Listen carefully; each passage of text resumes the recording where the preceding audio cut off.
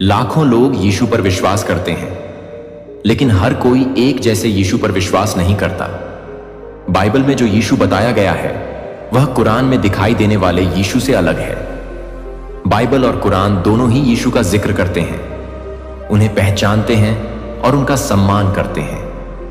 दोनों के अनुसार यीशु मरियम से जन्मे थे, चमत्कार किए थे और एक दिन फिर से लौटेंगे। लेकिन 7 बड़ी बातें हैं जो मसीही धर्म के यीशु को इस्लाम के यीशु से अलग करती हैं। यीशु के बारे में बाइबल और कुरान के बीच के फर्क को अच्छे से समझने के लिए हमें समय में थोड़ा पीछे जाना पड़ेगा। हमें उन दिनों में जाना होगा जब भविष्यवक्ताओं का समय था।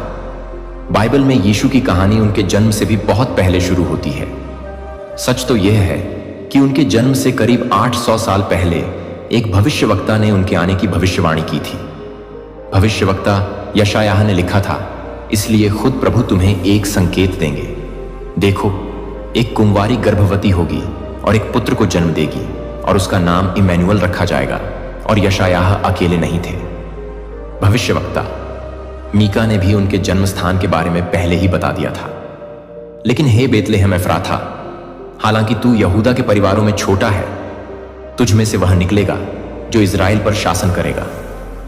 भविष्यवक्ताओं ने इसमें कोई शक नहीं छोड़ा था। उन्होंने पहले ही बता दिया था यीशु का वंश कौन होगा, उनकी माता कौन होंगी, वह कहां जन्म लेंगे और उनका उद्देश्य क्या होगा।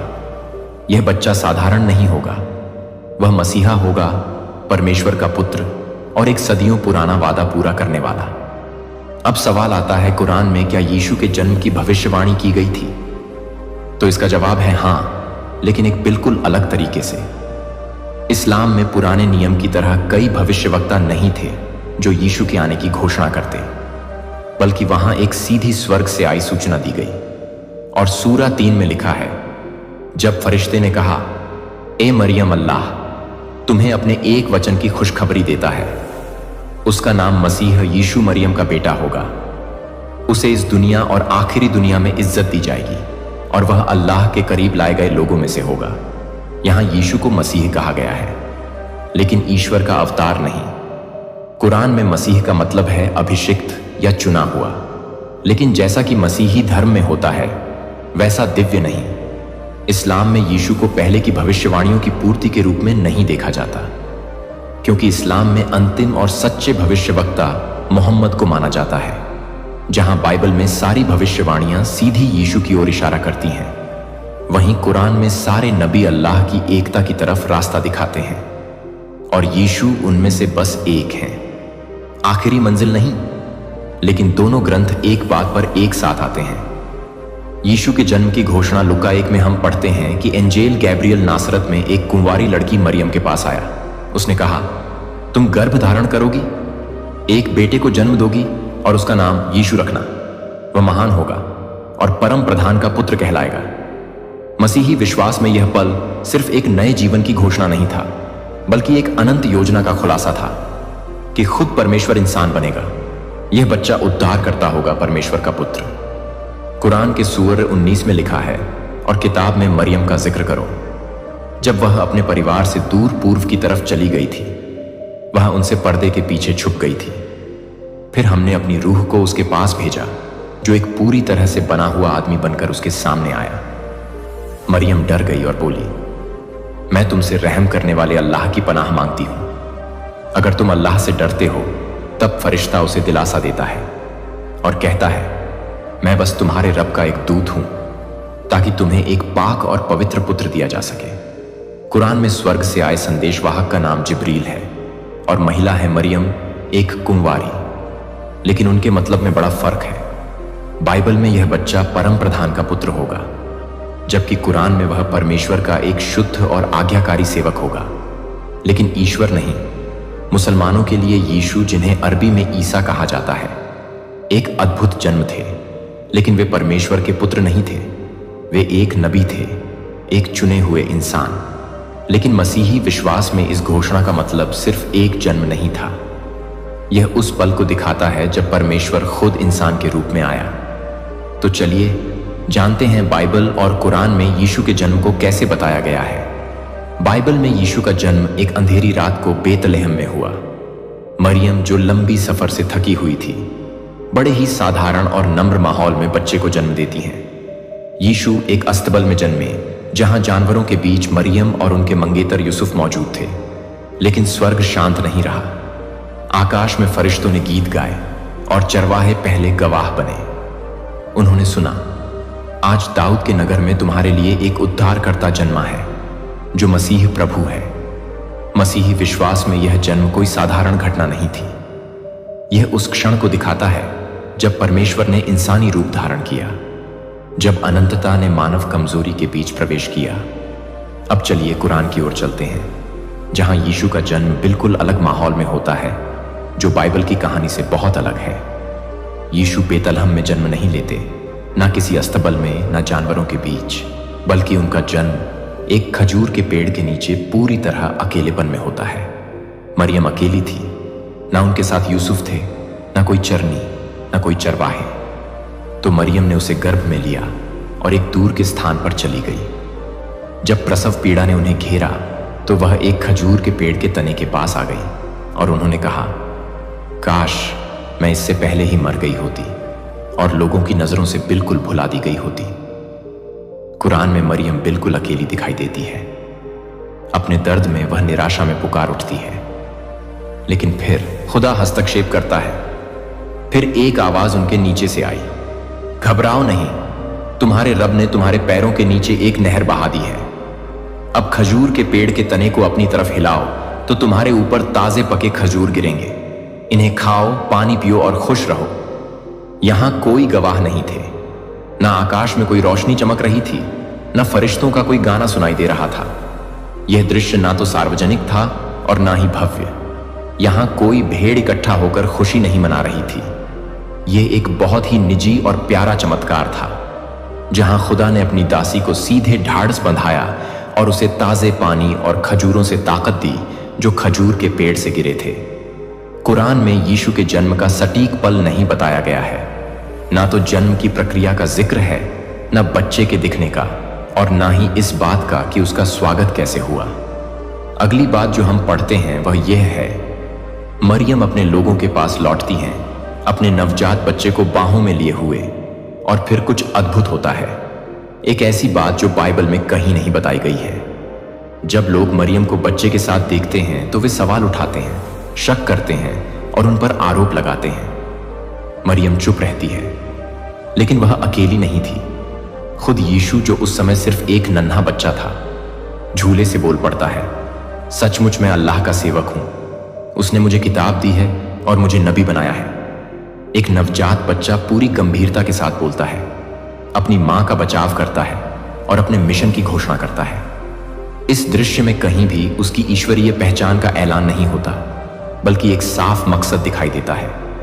यीशु एक नबी हैं, परमेश्वर के सेवक हैं जो एक संदेश लेकर भेजे गए हैं। बाइबल और कुरान दोनों एक बात पर सहमत हैं। यीशु का जन्म मरियम से हुआ, एक चमत्कारी जन्म जिसमें किसी इंसानी हस्तक्षेप की जरूरत नहीं पड़ी। लेकिन उनके जन्म की कहानी के विवरण में बहुत फर्क है। बाइबल में यीशु का जन्म एक असली जगह पर हुआ, बेतलेहम के छोटे से शहर में, जैसा कि भविष्यवक्ता मीका ने पहले से भविष्यवाणी की थी। यहां यीशु का जन्म परमेश्वर के पुत्र के रूप में होता है और उनका आना एक पुराने वादे की पूर्ति की शुरुआत को दिखाता है। वहीं दूसरी ओर कुरान में किसी खास जन्म स्थान का जिक्र नहीं किया गया, बल्कि एक खजूर के पेड़ के नीचे जन्म की कहानी बताई गई है। यहां यीशु अल्लाह के एक नबी के रूप में जन्म लेते हैं और नवजात अवस्था में ही अपने पहले शब्द बोलते हैं, गवाही देते हैं और झूले से ही एक नबी की तरह बोलते हैं। यही है वह बुनियादी फर्क बाइबल के यीशु और कुरान के ईसा के बीच। बाइबल इस सवाल का बिना किसी झिझक के जवाब देती है। यूहन्ना के पहले ही वाक्य में लिखा है, आदि में वचन था और वचन परमेश्वर के साथ था और वचन परमेश्वर था और वचन देह बना और हमारे बीच में निवास किया। बाइबल में यीशु पूरे कहानी के सेंटर में है। उन्हीं के इर्द गिर्द सब कुछ घूमता है। उत्पत्ति से लेकर प्रकाशित वाक्य तक पूरा शास्त्र उनके बारे में ही बताता है। यीशु की भविष्यवाणी यशायाह ने की थी, उनकी घोषणा गैब्रियल ने की थी। उन्हें प्रिय पुत्र के रूप में प्रकट किया गया, क्रूस पर चढ़ाया गया, तीसरे दिन फिर से जीवित हुए और एक दिन राजा बनकर लौटने का वादा किया। यीशु सिर्फ एक शिक्षक नहीं है, वह सिर्फ एक नबी भी नहीं है, वह परमेश्वर के पुत्र हैं। त्रित्व का दूसरा व्यक्ति, उद्धारकर्ता मसीह, वह मेमना जो दुनिया का पाप उठा लेता है। मसीही विश्वास में यीशु खुद परमेश्वर का अवतार है। वह आदि और अंत है, शुरुआत और अंत दोनों। उनका उद्देश्य सिर्फ शिक्षा देना नहीं था, बल्कि छुड़ाना था। वे केवल सुधारने नहीं आए थे, बल्कि मानवता को परमेश्वर से मेल कराने आए थे, अपने बलिदान और पुनरुत्थान के द्वारा। लेकिन कुरान में इसका जवाब कुछ अलग है। यीशु, जिन्हें ऐसा कहा जाता है, ना तो परमेश्वर हैं, ना ही परमेश्वर के पुत्र हैं, और ना ही वे ट्रिनिटी का हिस्सा हैं। इस्लाम में ऐसा मानना शर्क कहलाता है, यानी अल्लाह के साथ किसी और को जोड़ना, और यह इस्लाम में सबसे बड़ा पाप माना जाता है। कुरान में ईसा मरियम के बेटे को सबसे बड़े नबियों में गिना जाता है। उनका जन्म चमत्कारी ढंग से हुआ था और वे जन्म से ही पवित्र थे। खुदा ने उन्हें बिना किसी इंसानी दखल के पैदा किया था, लेकिन साथ ही यह भी साफ कर दिया था, ईसा ना तो उसका बेटा है और ना ही उसका कोई हिस्सा। अल्लाह के लिए यह शोभा नहीं देता कि वह किसी को अपना बेटा बनाए, उसे महिमा दी जाए। कुरान में यीशु एक पैगंबर है, बहुत महान पैगंबर, लेकिन फिर भी सिर्फ एक इंसान। उनका जन्म अद्भुत था। वे निष्पाप थे, उन्हें ज्ञान और चमत्कार करने की ताकत दी गई थी, लेकिन फिर भी वे पूरी तरह इंसान ही थे। हम कुरान में पढ़ते हैं, हे किताब वालों, अपने धर्म में अति मत करो और अल्लाह के बारे में सच के अलावा कुछ भी मत कहो। मसीह यीशु मरियम का बेटा बस अल्लाह के एक नबी थे। कुरान के अनुसार यीशु एक आदर्श सेवक थे। वे पूरी मानवता के लिए एक निशानी थे। वह मसीह थे, लेकिन परमेश्वर नहीं। उन्हें इस्राएल की संतान के पास भेजा गया था, इंजील यानी असली सुसमाचारक लेकर, ताकि वे तौराह की पुष्टि करें और एक आने वाले नबी मोहम्मद की घोषणा करें। बाइबल में यीशु पापों को क्षमा करते हैं, पानी पर चलते हैं, लोगों की आराधना स्वीकार करते हैं और खुद कहते हैं, जिसने मुझे देखा है उसने पिता को देखा है। कुरान में यीशु बचपन से ही बोलते हैं। वे बीमारों को ठीक करते हैं, मरे हुए को जीवित करते हैं, लेकिन हर बार अल्लाह की इजाजत से, कभी अपनी खुद की शक्ति से नहीं। आइए अब और गहराई से समझते हैं मसीही और इस्लामी विश्वास में यीशु के जीवन और चमत्कारों के बीच क्या फर्क है। अब हम आते हैं यीशु की कहानी के एक सबसे आकर्षक और शक्तिशाली पहलू पर, उनके चमत्कारों और उनकी सेवकाई पर।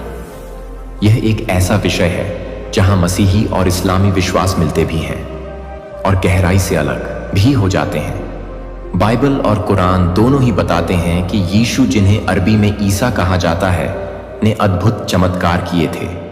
उन्होंने बीमारों को ठीक किया, मरे हुए लोगों को जिलाया और ऐसे चिन्ह दिखाए जो प्रकृति के नियमों को भी तोड़ते थे।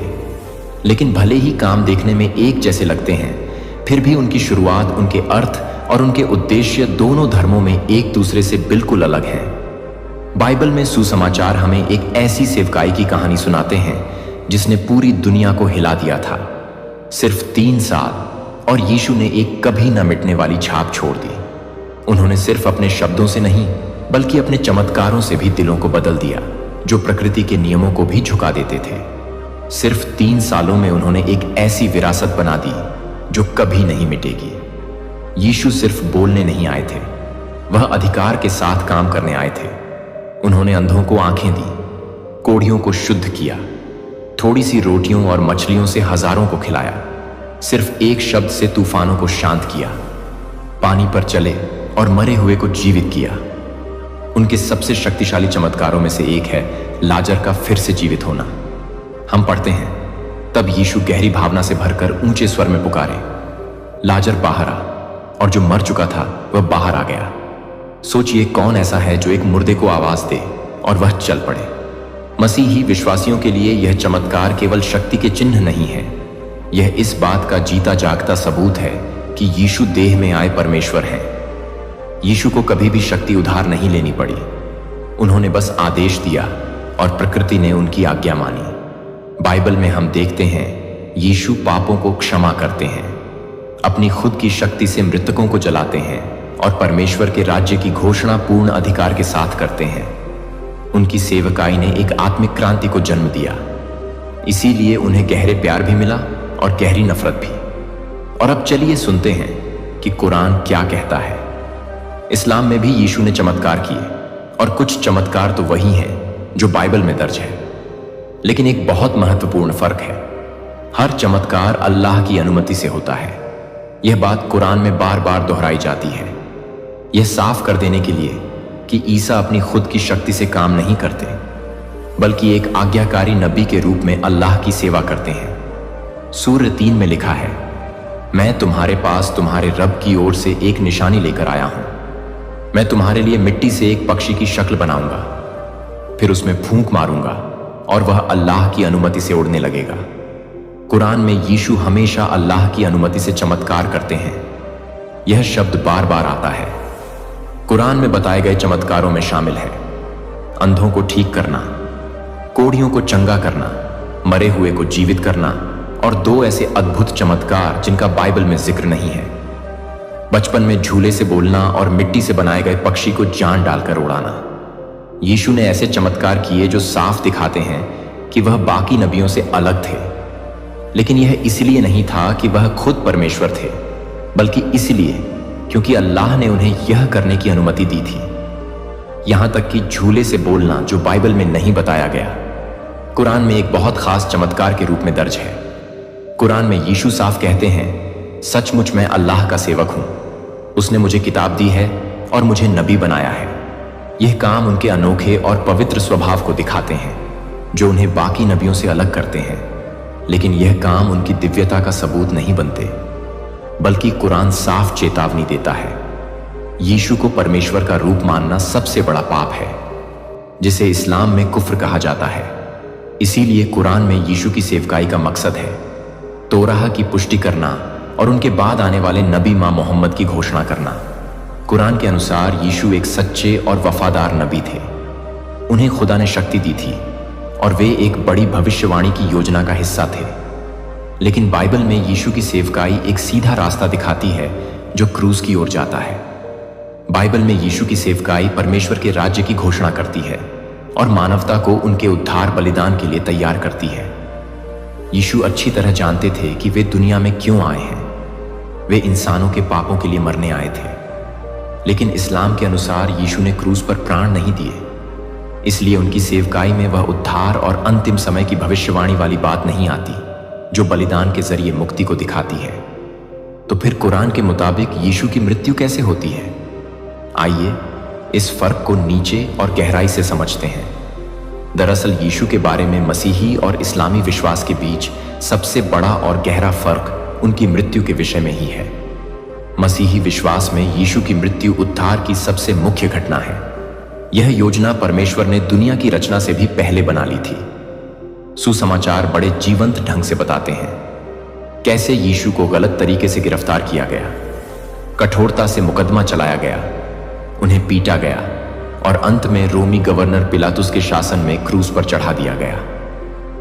यीशु के लिए यह मृत्यु कोई चौंकाने वाली बात नहीं थी। उन्होंने खुद कई बार अपने चेलों से कहा था, मनुष्य के पुत्र को बहुत दुख सहने पड़ेंगे, मार डाले जाएंगे और तीसरे दिन फिर जी उठेंगे। यीशु अच्छी तरह जानते थे कि उनका मिशन अपनी मर्जी से दुख सहने और मरने की मांग करता है। बाइबल की कहानी यहीं से शुरू होती है, जब यहूदा इस्करियोती ने यीशु से विश्वासघात किया। उसने 30 चांदी के सिक्कों के बदले यीशु को धार्मिक नेताओं के हवाले कर दिया। इसके बाद यीशु को सनहेड्रिन के सामने लाया गया, जहां उन पर झूठा आरोप लगाया गया कि वह खुद को परमेश्वर का पुत्र कहते हैं। बाद में यीशु पीतूस के सामने लाए गए, जो भीड़ के दबाव में आकर, हालांकि यीशु में कोई दोष नहीं पाया, फिर भी उन्हें क्रूस पर चढ़ाने का आदेश दे देता है। यीशु को निर्दयता से कोड़े मारे गए, उनके सिर पर कांटों का मुकुट रखा गया और फिर उन्हें अपना क्रूस उठाकर गोलगोथा मौत की जगह तक ले जाने के लिए मजबूर किया गया। क्रूस पर यीशु को 2 अपराधियों के बीच में क्रूस पर चढ़ाया गया। लूका के अनुसार उनमें से एक अपराधी ने यीशु की बेकसूरी को स्वीकार किया और उनसे प्रार्थना की कि वह अपने राज्य में उसे याद रखें। यीशु ने उत्तर दिया, मैं तुमसे सच कहता हूं, आज ही तुम मेरे साथ स्वर्ग में रहोगे। जब यीशु क्रूस पर लटके हुए थे तो उन्होंने कुछ ऐसे वाक्य बोले जो उनके दुख की गहराई और उनके मकसद के पूरा होने को दिखाते हैं। उन्होंने कहा, पिता, इन्हें क्षमा कर, क्योंकि यह नहीं जानते कि यह क्या कर रहे हैं। और अंत में कहां पूरा हुआ, इसका मतलब था उनका उद्धार का कार्य पूरा हो चुका था। मसीही विश्वास में यीशु की मृत्यु को एक बलिदान के रूप में समझा जाता है, यानी उन्होंने मानवता की जगह पर प्राण दिए और पूरी दुनिया के पापों का बोझ अपने ऊपर लिया। क्रूस पर परमेश्वर के पुत्र ने खुद पर पाप का दंड ले लिया, ताकि हर वह व्यक्ति जो उन पर विश्वास करे उद्धार पा सके।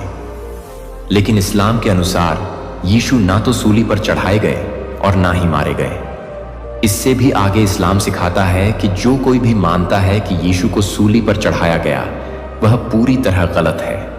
कुरान में हम पढ़ते हैं, और उनके कहने पर कि हमने मसीह यीशु मरियम के बेटे परमेश्वर के दूत को मार डाला ना, तो उन्होंने उसे मारा और ना ही सूली पर चढ़ाया, बल्कि उन्हें ऐसा दिखाया गया। जो लोग इस मामले में अलग अलग राय रखते हैं, वे सिर्फ शक में हैं। उन्हें इस बारे में कोई पक्की जानकारी नहीं है, वह बस अंदाजे लगाते हैं। सच तो यह है, उन्होंने उसे नहीं मारा। यह आयत इस्लामी सोच की नींव है। सूली पर चढ़ाया जाना सिर्फ एक भ्रम था, या यूं कहें कि यह गलत दिखाई गई घटना थी, और खुदा ने सीधे हस्तक्षेप करके यीशु को बचा लिया था। अगली आयत में कुरान साफ कहता है, बल्कि अल्लाह ने उन्हें अपनी ओर उठा लिया। मुस्लिम्स का मानना है कि यीशु को शरीर सहित जीवित अवस्था में स्वर्ग में उठा लिया गया, बिना मृत्यु का अनुभव किए। कुरान यह नहीं बताता कि यीशु की जगह किसे सूली पर चढ़ाया गया। इसी वजह से इस्लामी इतिहास में कई तरह की बहुत सी बातें सामने आईं। इस्लाम में कुछ और बातें भी मानी जाती हैं कि यहूदा इस्करियोती, जिसने यीशु के साथ विश्वासघात किया था, को खुदा ने चमत्कारिक रूप से यीशु जैसा बना दिया था और उसे ही सजा के तौर पर सूली पर चढ़ाया गया। इस चमत्कार के पीछे इस्लाम में नबियों को लेकर जो सोच है, वही वजह है। इस्लाम में हर नबी को सम्मान दिया जाता है, उन्हें खुदा की तरफ से सुरक्षा और मार्गदर्शन मिलता है। इसीलिए यह सोचना कि कोई नबी, खासकर इतना पवित्र और ऊंचा नबी जैसे ईसा, अपने दुश्मनों के हाथों अपमानजनक मौत झेलेगा, बिल्कुल कबूल नहीं है। इसीलिए माना जाता है कि खुदा ने खुद हस्तक्षेप किया, उनकी इज्जत की रक्षा की और उन्हें दुश्मनों के हाथों गिरफ्तार और मारे जाने से पहले स्वर्ग की ओर उठा लिया। इसके अलावा मसीही विश्वास के विपरीत इस्लाम ओरिजिनल सीन या किसी दूसरे के बलिदान से उद्धार के सिद्धांत को नहीं मानता। इसलिए इस्लाम में यीशु के लिए मानवता के पापों के लिए मरने की कोई आवश्यकता नहीं थी। इस्लाम में मुक्ति कैसे मिलती है? ईमान लाने से, अच्छे काम करने से और सच्चे दिल से तौबा करने से, न कि किसी मध्यस्थ के बलिदान से। इसी कारण मुसलमानों के अनुसार यीशु को खुदा ने आसमान की ओर उठा लिया था और क्रूस पर चढ़ाए जाने की घटना या तो एक भ्रम थी या फिर एक गलतफहमी। तो अगर मुसलमान मानते हैं कि यीशु को सूली पर नहीं चढ़ाया गया और उनकी मृत्यु नहीं हुई, तो क्या वे यह मानते हैं कि यीशु मृतकों में से जी उठे? आइए इसका जवाब ढूंढते हैं। यीशु का पुनरुत्थान मसीही विश्वास का सबसे बड़ी और सबसे खास घटना है। बाइबल के अनुसार यीशु कब्र में नहीं रहे। क्रूस पर चढ़ाए जाने के तीसरे दिन वह शारीरिक रूप से जी उठे, मौत, पाप और कब्र की शक्ति पर विजय पाते हुए। यह घटना न केवल उनकी दिव्यता को साबित करती है, बल्कि मसीही आशा की बुनियाद भी रखती है। अगर मसीह सचमुच जी उठे, तो इसका मतलब है कि अनंत जीवन सच्चा है और अब मृत्यु अंतिम शब्द नहीं है। पुनरुत्थान की कहानी चारों सुसमाचारों में दर्ज है। सप्ताह के पहले दिन की बहुत सुबह मरियम मगदलिनी और कुछ अन्य स्त्रियां कब्र पर पहुंची, लेकिन पत्थर लुढ़ा हुआ था और यीशु का शरीर वहां नहीं था। फिर एक स्वर्गदूत ने उनसे कहा, डरो मत, मैं जानता हूं कि तुम यीशु को ढूंढ रहे हो जो सूली पर चढ़ाए गए थे। वह यहां नहीं है, क्योंकि वह जी उठा है, जैसा कि उसने कहा था। वे महिलाएं ये खुशखबरी देने के लिए भागी और थोड़ी ही देर में यीशु खुद प्रकट हुए। पहले मरियम मगदलिनी को, फिर अपने चेलों को और बाद में 500 से भी ज्यादा लोगों को। यीशु का जी उठना सिर्फ कोई इशारा या आत्मा का जिंदा होना नहीं था, वो सच में अपने पूरे शरीर के साथ जी उठे थे। यीशु ने अपने घाव दिखाए, अपने चेलों के साथ भोजन किया और थॉमस को अपने हाथों और पांवों को छूने दिया ताकि हर शक दूर हो जाए। यीशु ने कहा, अपनी उंगली यहां रखो, मेरे हाथ देखो, अपना हाथ बढ़ाओ और मेरी करवट पर रखो। और अविश्वासी नहीं बल्कि विश्वासी बनो। मसीही विश्वास में मौत पर मिली यह जीत इस बात की पुष्टि करती है कि यीशु सचमुच परमेश्वर के पुत्र हैं, जैसा कि उन्होंने दावा किया था। पुनरुत्थान यीशु की सेवकाई, उनकी शिक्षा और उनके बलिदान पर परमेश्वर की अंतिम मुहर है। अगर पुनरुत्थान ना हुआ होता तो क्रूस की कहानी बस एक दुखद घटना बनकर रह जाती, लेकिन पुनरुत्थान ने उसे अनंत जीवन तक पहुंचने का पुल बना दिया। पुनरुत्थान के बाद यीशु ने 40 दिन तक अपने चेलों को शिक्षा दी, उन्हें सुसमाचार फैलाने के लिए तैयार किया और पवित्र आत्मा के आगमन का वादा किया। अंत में यीशु स्वर्ग की ओर उठाए गए, पराजित शहीद के रूप में नहीं बल्कि एक महान राजा के रूप में।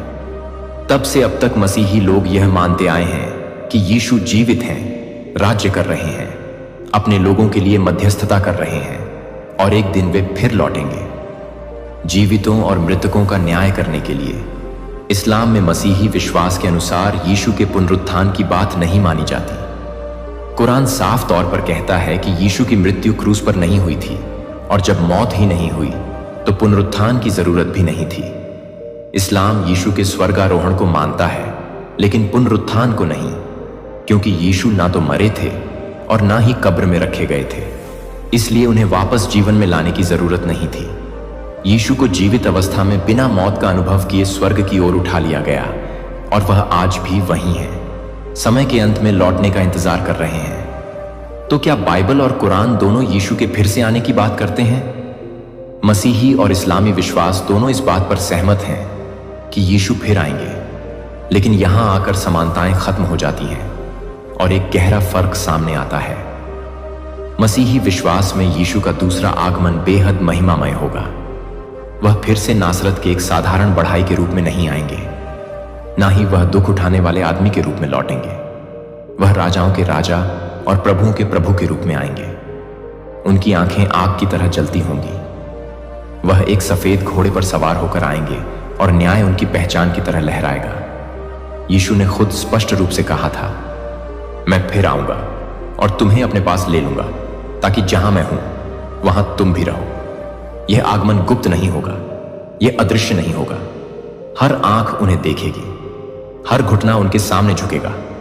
प्रकाशित वाक्य की किताब में यह लिखा है, मैंने स्वर्ग को खुला देखा और देखो एक सफेद घोड़ा था जो उस पर बैठा था। उसे विश्वासी और सच्चा कहा जाता है।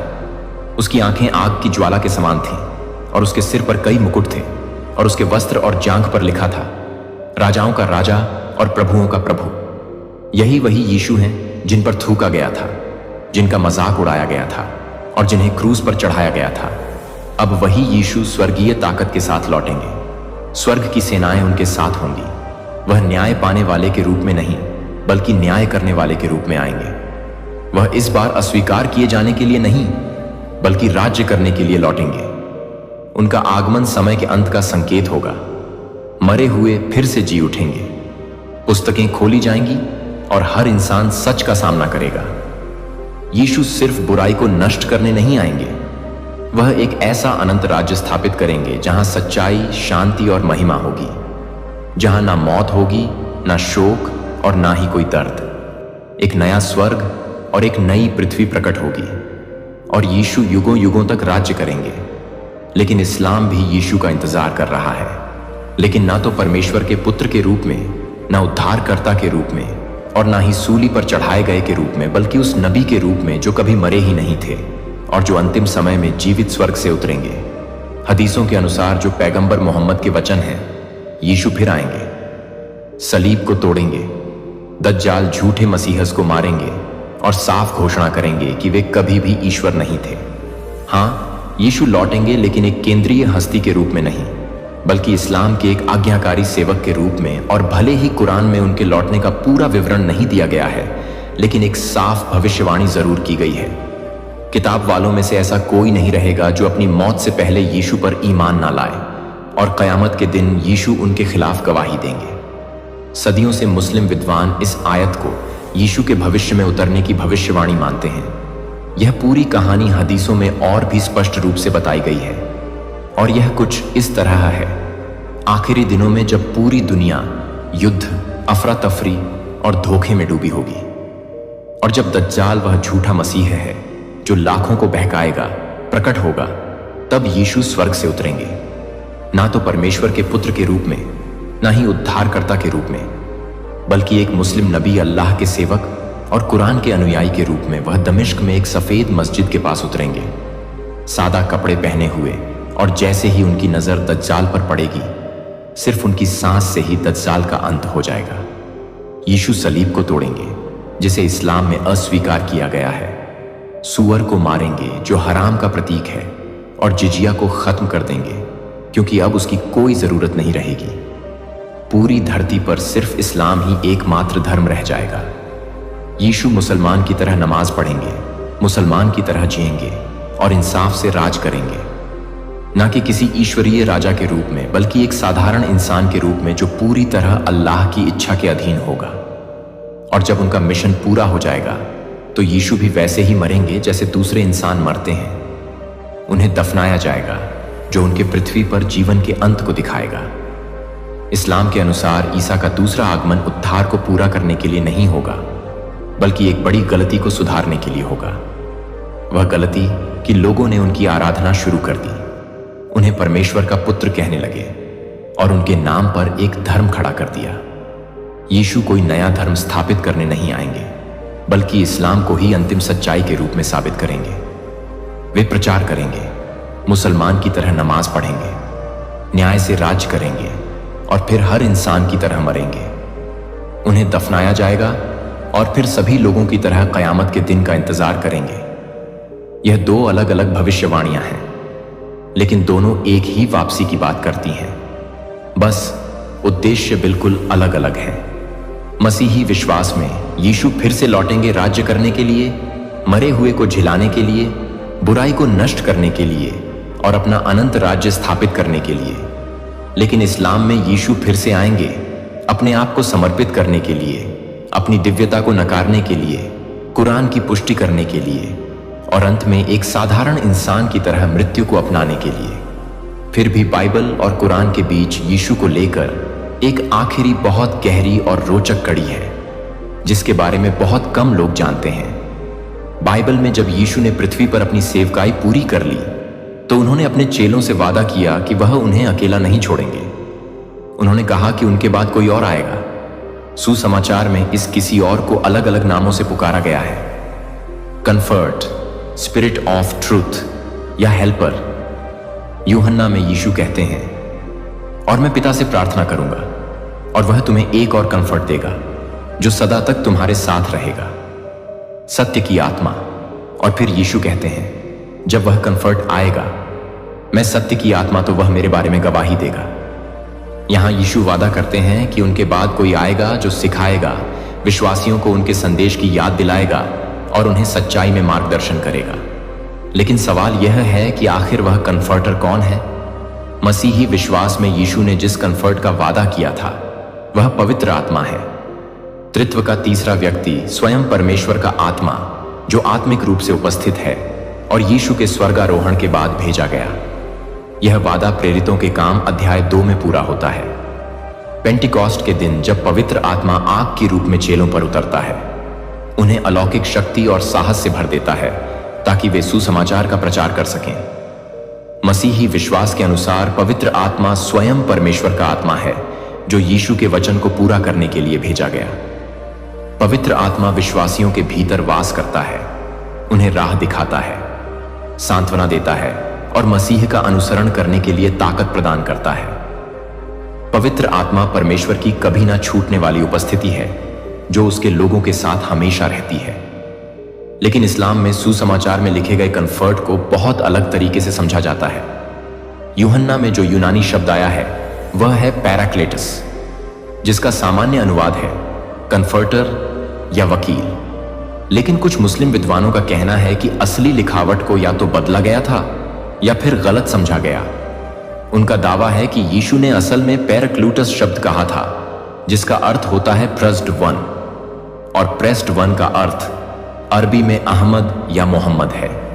मुसलमान मानते हैं कि यीशु ने पवित्र आत्मा का वादा नहीं किया था, बल्कि उन्होंने एक और नबी के आने की भविष्यवाणी की थी और वे उस नबी को मोहम्मद मानते हैं। इस विश्वास का मुख्य आधार कुरान की सूरह 61 में मिलता है। वहां लिखा है कि यीशु ने कहा, हे इज़राइल की संतान, निश्चय ही मैं अल्लाह का दूत हूं जो तुम्हारे पास आया है, और मैं तुम्हें एक ऐसे दूत की शुभ सूचना देता हूं जो मेरे बाद आएगा, और उसका नाम होगा अहमद। अहमद पैगंबर मोहम्मद का एक और नाम है। अरबी भाषा में इसका अर्थ होता है जिसे बहुत तारीफ मिले।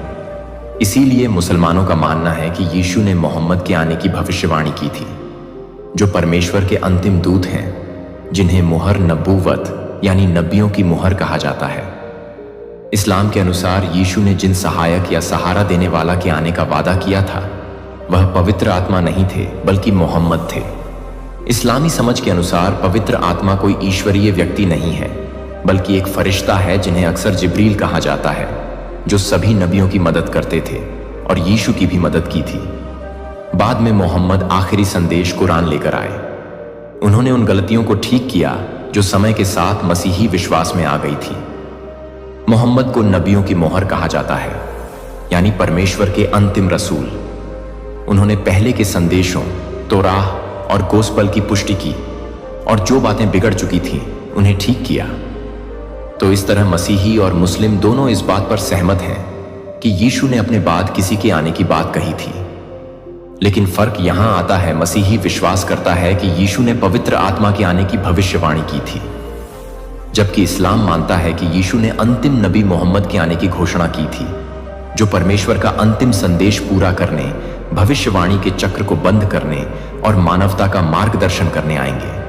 अब जब आप यह 7 बड़े फर्क जान गए हैं, तो एक सवाल उठता है, क्या सिर्फ एक नाम यीशु इतनी अलग अलग कहानियों को साथ ले सकता है? अपने विचार कमेंट में जरूर बताइए। क्या आप पहले से इन फर्कों को जानते थे? आपके हिसाब से कौन सा फर्क सब कुछ बदल देता है? कैसे हो सकता है कि 2 धर्म इतने मिलते जुलते भी हो और फिर भी एक दूसरे से इतना अलग सोचते हो? अगर इस वीडियो ने आपकी आंखें एक नए नजरिए से खोली हैं, तो इसे जरूर शेयर कीजिए, क्योंकि यह सिर्फ इतिहास नहीं है, यह एक प्रकट किया गया सत्य। आज मैं तुझसे एक गहरी बात कहना चाहता हूं। तू जब भी टूटा, जब भी अकेला महसूस किया, समझ ले मैं वहीं था, तेरे साथ, तेरे भीतर। तेरे सवाल दूसरों को असहज करते हैं, क्योंकि तू वो देखता है जो औरों की नजरों से छुपा रहता है। तू वो महसूस करता है जो यह दुनिया महसूस करने से डरती है। लोगों ने तुझसे कहा कि तू ज्यादा सोचता है, ज्यादा महसूस करता है, मगर उन्होंने ये नहीं समझा कि तेरा यही ज्यादा तुझे असल में खास बनाता है। तेरे लिए यह दुनिया छोटी पड़ गई क्योंकि तेरा मकसद बड़ा है। तू इस भीड़ में खोने के लिए नहीं आया। तू वो है जो रोशनी बनकर दूसरों का रास्ता दिखाएगा। तू इस व्यवस्था को ज्यों का त्यों स्वीकार करने के लिए नहीं आया, तू इसे बदलने आया है। जब तू थक जाए तो याद रखना, तू अकेला नहीं है। तेरे जैसे और भी हैं जो जाग रहे हैं, जो रास्ता बना रहे। मेरे चुने हुए अजय योद्धाओं, आज हम एक ऐसी यात्रा पर निकल रहे हैं जो तुम्हारी रगों में आग भर देगी, तुम्हारी आत्मा को झकझोर देगी और तुम्हें ब्रह्मांड की सबसे चमकदार रोशनी में खड़ा कर देगी। ब्रह्मांड हमेशा अपने वादों का हिसाब चुकाता है, और जब वह कर्ज उतारने निकलता है तो सबसे ताकतवर, सबसे गूंजने वाला तूफान भेजता है, सिर्फ यह चीख चीख कर बताने के लिए कि तुम हमेशा से महानता के लिए बने थे। मैं तुम्हें कुछ ऐसा बताने जा रहा हूं जो तुम्हारे दिल को हिलाकर रख देगा और तुम्हारी आंखों में चमक ले आएगा। वैज्ञानिकों ने खोजा कि जब सालों तक गायब रहने के बाद भेड़ियों का झुंड जंगल में लौटता है, तो प्रकृति एक जादुई नाच शुरू करती है। नदियां गीत गाती हैं, पेड़ आसमान को चूमते हैं और शिकार का संतुलन वापस आ जाता है। यह सब इसीलिए क्योंकि प्रकृति की एक शक्ति, एक अनमोल योद्धा संतुलन बहाल करने लौटा। और सुनो मेरे प्यारे दोस्त, तुम वही भेड़िया हो। सालों से तुम जहरीले सांपों के जाल में फंसे रहे, वे चालबाज जो बाहर से मुस्कुराते थे, लेकिन अंदर से तुम्हारी दयालुता को कमजोरी समझकर उसका हथियार बनाते थे। उन्होंने तुम्हारी चुप्पी को अपनी जीत समझा, तुम्हारे अकेलेपन पर सट्टा लगाया और दांव खेला कि कोई तुम्हारे लिए कभी नहीं आएगा। ओ कितनी भयंकर भूल! वे हार गए मेरे सितारों, क्योंकि कोई अभी तुम्हारे युद्ध क्षेत्र में कदम रखने वाला है।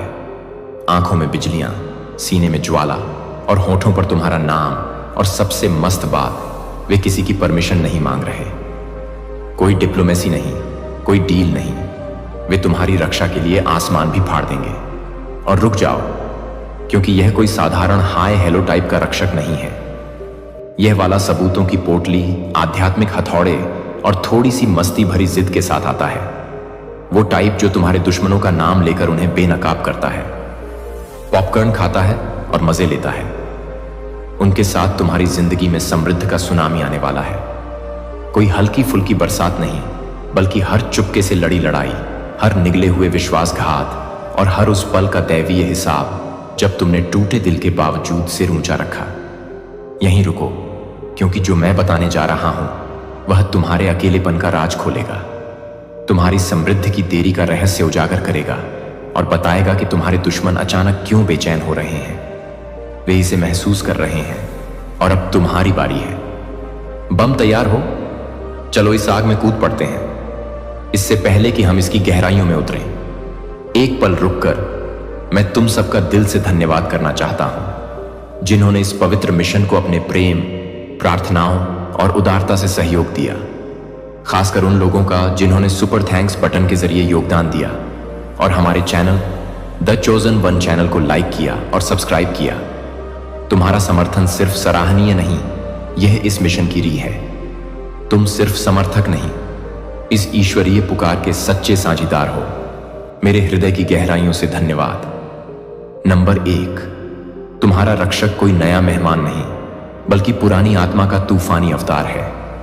जो योद्धा अभी तुम्हारी ढाल बनकर सामने आ रहा है, वह कोई रैंडम किरदार नहीं है जो अचानक टपक पड़ा हो।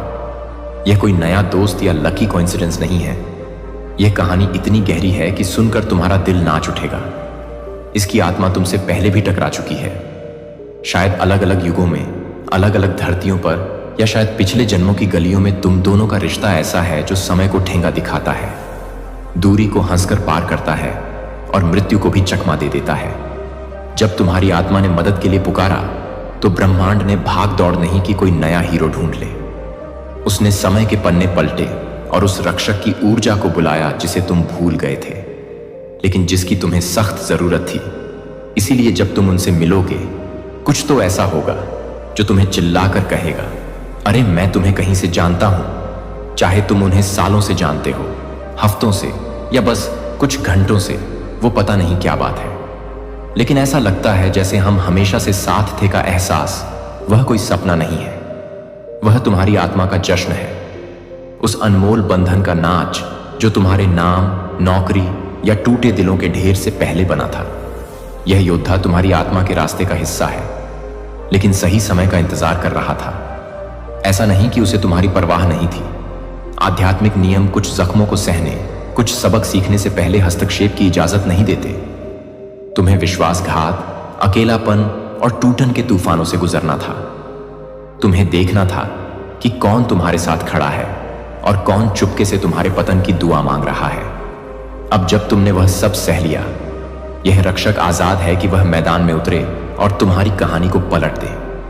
जैसे तूफान जंगल की सूखी टहनियों को उड़ा देता है, उनकी मौजूदगी तुम्हारे जीवन के सारे खतरों को साफ कर देगी। और यह कोई चुपके का खेल नहीं होगा, लोग इसे महसूस करेंगे।